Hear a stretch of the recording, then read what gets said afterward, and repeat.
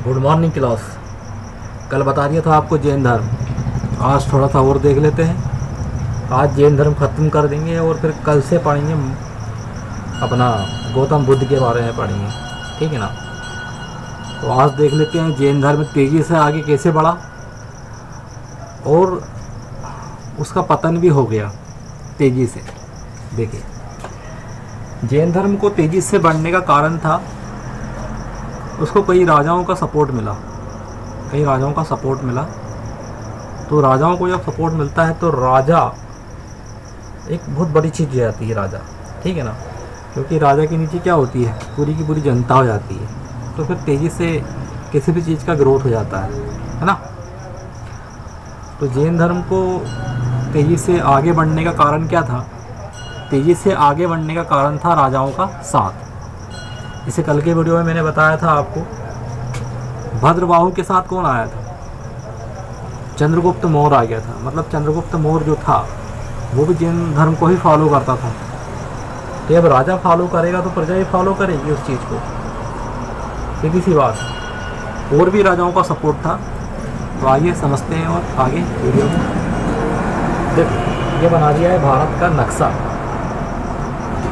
इसमें देखो, यहाँ पर देखते हैं अपन चंद्रगुप्त मौर्य से शुरू करते हैं उत्तर प्रदेश से। यहाँ पर शासन था मगध, यहाँ पर क्या था मगध, और शासन किसका था? चंद्रगुप्त मौर्य का शासन था।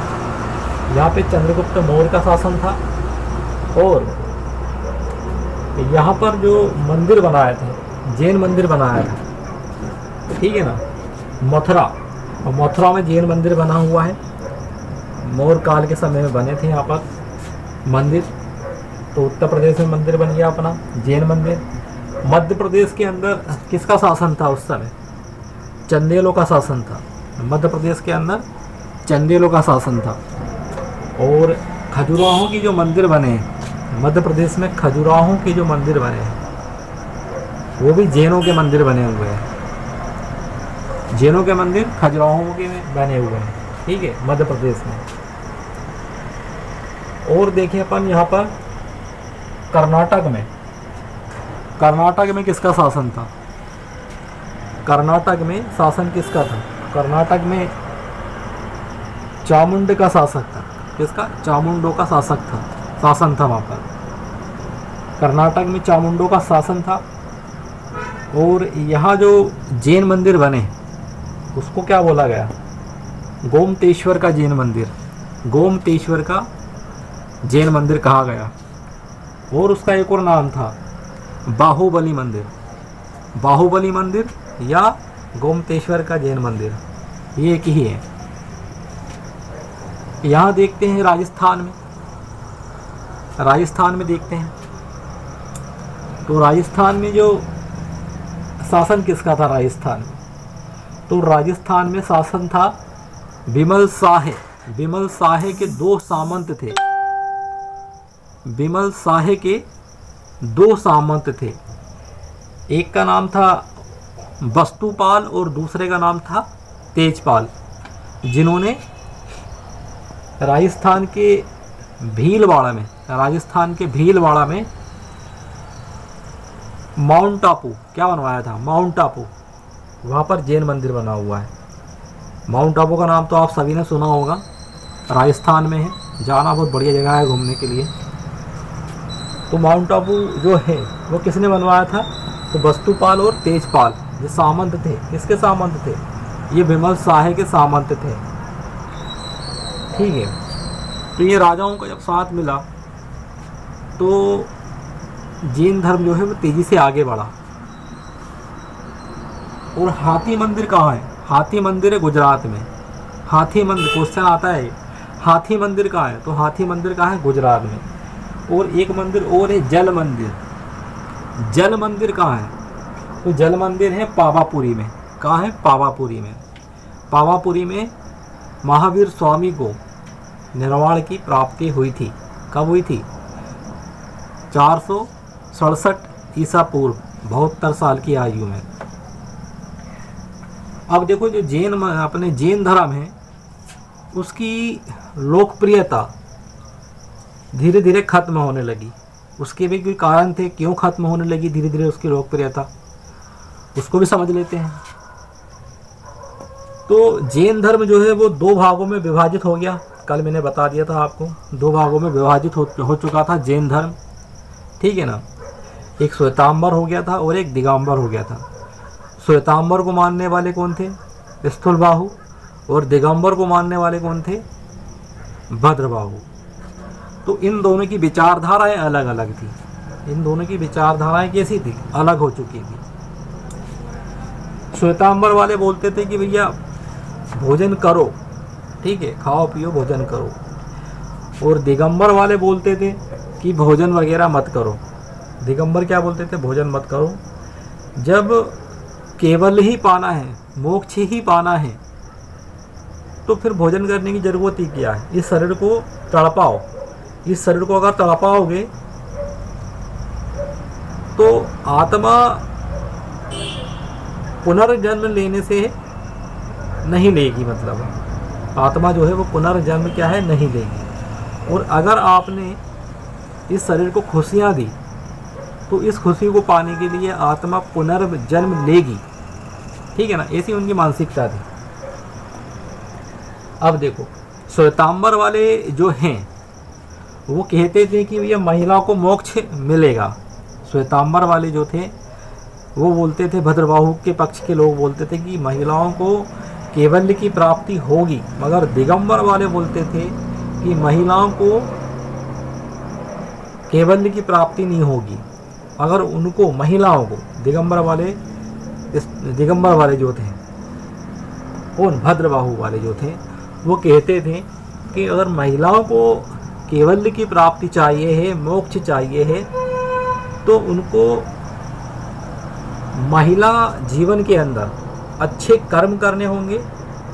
और जब वो अच्छा कर्म करेंगी तो उनका जन्म होगा पुरुष के रूप में।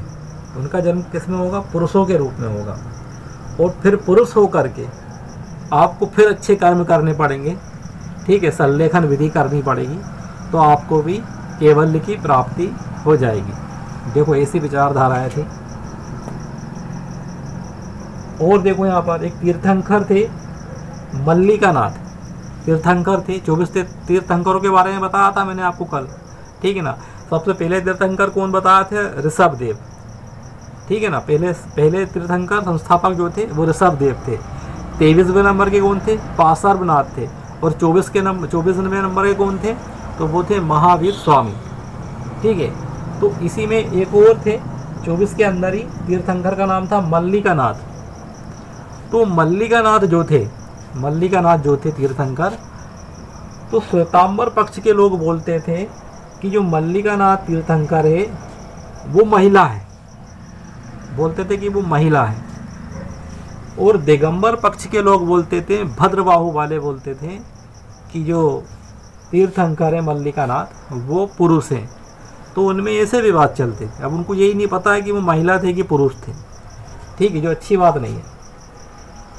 महावीर स्वामी 24वें तीर्थंकर, इनको कहते थे श्वेतांबर पक्ष वाले। स्थूलबाहु वाले बोलते थे कि भैया ये विवाहित है, तो अपन ने भी पढ़ा है वो विवाहित है, ठीक है ना।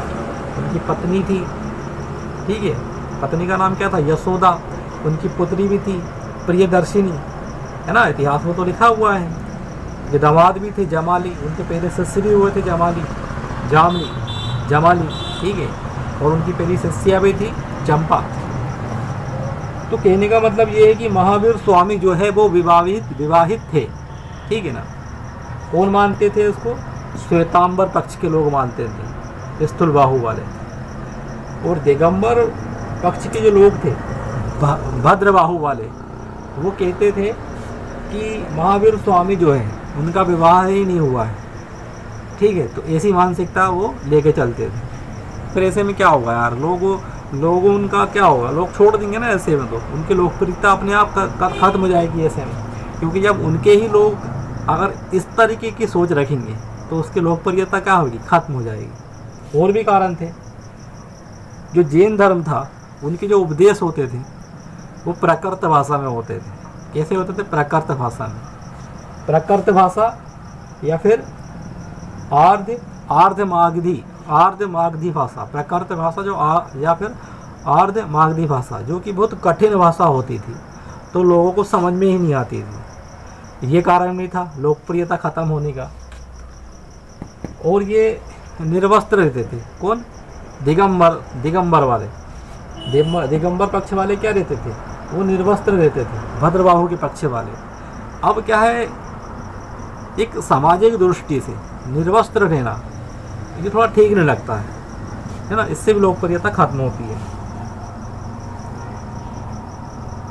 और देखते हैं अपन इसमें संलेखन विधि या संधाना विधि, मतलब शरीर को त्यागना। संलेखन विधि से शरीर को त्यागना, संधाना विधि से शरीर को त्यागना, ये बहुत कठिन काम था, ठीक है ना, हर किसी के बस की बात नहीं थी ये। तो ये भी एक मेन कारण था कि जैन धर्म का, जो जैन धर्म के मानने वाले थे, तो वो जैन धर्म को थोड़ा सा कम मानना चालू कर दिया उन लोगों ने। उसकी लोकप्रियता क्या होने लगी, धीरे धीरे करके ख़त्म होने लगी। तो आई होप आप इस वीडियो से जैन धर्म के बारे में जानकारियाँ समझ चुके होंगे। फिर मिलते हैं अगले वीडियो में, जब तक के लिए जय हिंद, जय भारत।